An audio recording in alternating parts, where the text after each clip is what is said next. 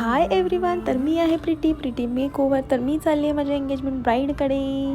तर ही आहे माझी एंगेजमेंट ब्राईड. ला ला ला ला.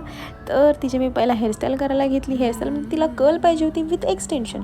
तर मी तिला प्रॉपर पिनअप केली. एवढ्या पण पिना नाही लावायच्या, थोड्या पिना लावायच्या, पण ते बसलं पाहिजे व्यवस्थित. त्यानंतर ही जी फ्रंट स्टाईल आणि हा तिचा फेस. तर तुम्हाला समजलं असेल गाईज की हा प्रॉब्लेमॅटिक स्किनवर मेकअप आहे आणि डस्की स्किन पण आहे.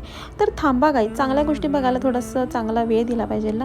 सो तुम्हाला कळेल शेवटला ती कशी दिसत आहे, काय दिसत आहे. तर ड्रेपिंग करून घेतली मी फटाफट.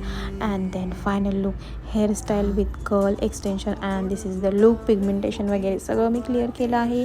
म्हटलं थोडे लुक्स दे मला बाई छान छान. तर तिने दिले, स्माईल केली. मग म्हटलं बाई थोडा रिव्ह्यू पण देऊन टाक, म्हणजे मला पण बरं. दिले तिनं खूप छान, हसत हसत एकदम मस्त रिव्ह्यू दिला. एंगेजमेंट झाली आणि मी माझ्या घरी चालली. तर गाईज लाईक शेअर कमेंट करायला विसरू नका. Bye bye.